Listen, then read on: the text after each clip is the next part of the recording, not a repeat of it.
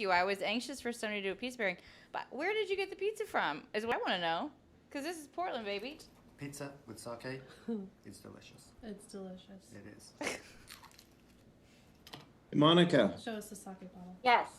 I was Yeah, curious this what one you. actually is I wanted especially to hear good your with this thoughts one. also on Yeah, it's really Kelly's super original Savory, all those question. mushrooms on there. I mean, I collect sake drinking vessels and I love them. And I love having people over and having people choose what they want to drink out of or recommending something. But I also had a bunch of brewers in Miami last year and we went to the beach and we drank sake out of red solo cups and it was awesome. Mm. You know, so like it's a situational thing. Like if you have a bottle of sake and I don't have my nerdy sake cup and you give me a styrofoam coffee cup, like that sounds great. You know, I think people are often too precious about sake, and if you're worried about not doing it right and that is standing in the way of drinking sake, like you just go out there and drink it out of the bottle. Like I will do a sake bomb with you if you let me choose how you're going to drink your next sake. And so I think it's just about getting sake in people's hands. Something that I would add to that is, in terms of being cautious or careful, I suppose that would be just in the storage of it and also knowing where you're getting your nihonshu, your sake from. Yeah. So it is extremely sensitive to light and heat. And so if if you're in a liquor store and you see some in a window, perhaps not the best place to buy from. And I'm sure Monica can probably speak to this more as well, just from your experience having, brands out there and wanting to make sure the people who are selling the sake know how to take care of it, because the storage is important. Oh my God, it's so important. And our brewers, I mean, Miho-san always says, she's like, look, I don't have kids. And she's like, so these are my kids. And every time I put a container on the water to go to the US, it's like sending my kids to college. And she's like, I've cultivated these children for so long and put so much work into them. And I really hope when they arrive at their destination that people are going to treat them well.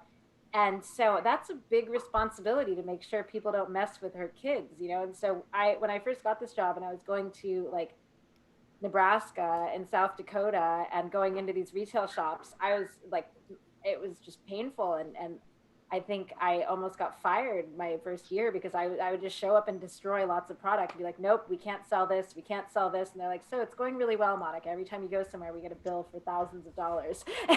But it's a big responsibility. You got to consider fresher the better. You don't want to. Sake is not designed to be just sat and reserved like your red wine is for 10 years and then you get back to it. I mean, there's a few sakes like that, but hardly any. So the fresher the better. When you get a bottle of sake from someone, drink it and enjoy it. Educate yourself in some manner. Learn more. Be curious. Get some basis of knowledge, but don't let it scare you away from just opening up a bottle, because that's really the first part of the process in appreciating what sake is and what sake means.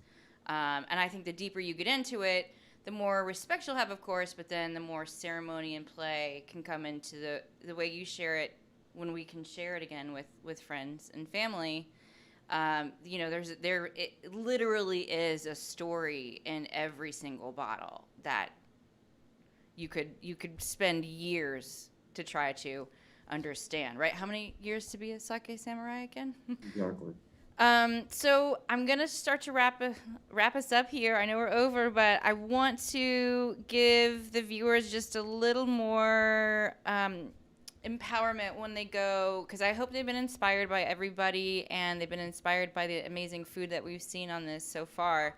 How can you help empower them to navigate the very complex labels when they go to the shop to buy a bottle of sake? You should learn Japanese.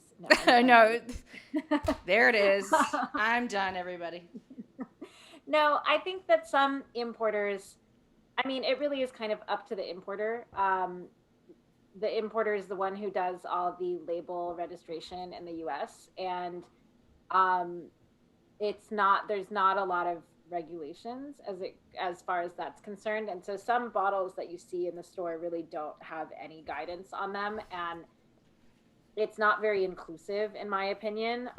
It doesn't allow people who don't speak Japanese or aren't sake experts to partake. So there are importers that really do make it their business to make sake approachable and have tasting notes on the back label and give you some sort of indication on how that sake is going to taste in the glass. And it's not, I don't think something like Tokubetsu Jumai or, polishing rate or a map of Japan is going to give people an idea of what's in the glass. Right. So there are more and more importers that are putting actual these are the aromas you get on the nose, like pair this with fish or pair this with meat. And I think that is really helpful and I don't know how you can expect You'd have to get that kind of on the back end of the process. And then I was even trying to think about how you would answer this question. And people have asked me since I got back from Japan, and I mean, I don't even think you could say, well, buy the most expensive bottle. Start there. That doesn't work either. No, not necessarily. There's amazing sake at all different price ranges. And I think if you just try a variety of different sake and take pictures of the bottles of the one you love, and then you learn more about that particular sake, and you like those kind of sake. But once you start drinking more and more sake, you're going to love a lot of different range of sake. Like we had a Jumai, we had a Jumai Ginjo. Those are very different sake, and the cedar age sake, they're all very different. So just like wine, it's like, maybe you drink Chardonnay all the time, but maybe you want to try a rosé, or you want to try a Pinot Gris or a Pinot Noir or a Cabernet. There's just a variety.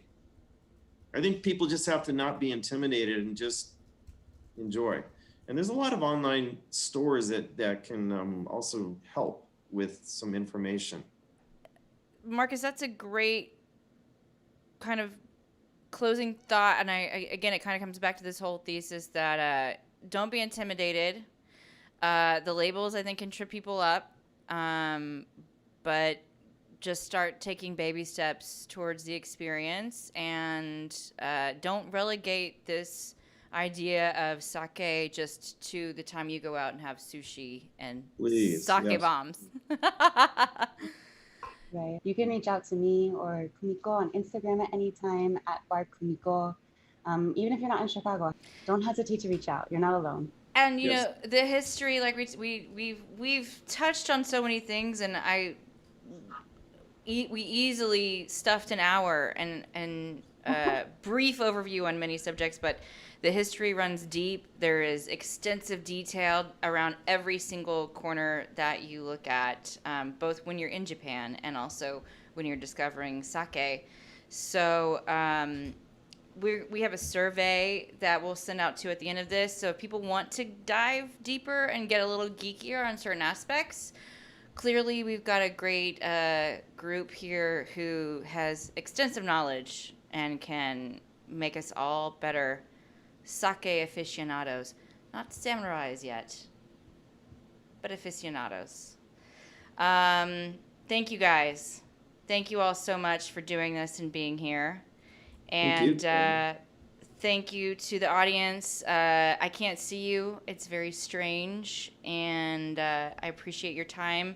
I appreciate your interest. And I can't wait to share my Japan episode with you.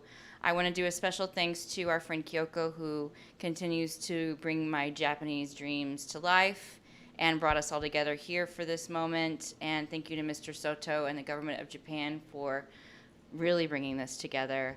Thanks to our producer, Lucas Longacre, who doesn't seem as stressed as I thought he'd be at this hour, but so far so good. He's dying to drink all the sake that we didn't even touch yet. We have bottles we didn't touch. So I'd love people follow up with Monica, Marcus, and Julia. Their Instagram and Twitter handles have been up this whole time. Reach out to me if you need more information. Continue the conversation. Please, if you can give us some feedback on the survey, it's greatly appreciated. And try some sake over the holidays. I think my mom's already suggested sake eggnog, so we'll see how that rolls downhill from there. Julia, be well in Chicago. Thank you. All the best to Kumiko and Monica and Marcus. Monica, be well in New York City. Marcus, be well in Portland. All my old hometowns. Thank you, guys. So we're going to end Thank up you. with a kunpai from your episode. Oh, we're going to end with a kunpai from is this the Fresh Press? No, this is the when you guys cheers at the bar. Oh, we're at the bar. Okay. your favorite My bar? favorite bar. We're eating at my favorite bar in Kobe, cheersing with Kazu and Hide. Thanks, guys.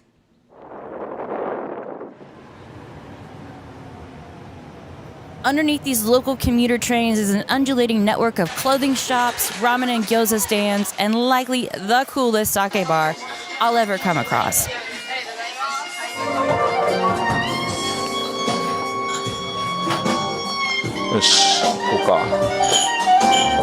Maybe the coolest bar. And Kazu's here to expertly guide me through these still undecipherable labels. Okay, I can barely learn Spanish. There's no way I'm catching up on Japanese. The best place in Kobe. So you just come in this refrigerator and pick stuff out. What do we find there? Oh, is that the Kiku one? Masamune. Yes. 100目 I also love how the sake is served in these little boxes to catch the generous pours. 六甲山の川を乾杯。乾杯はい。乾杯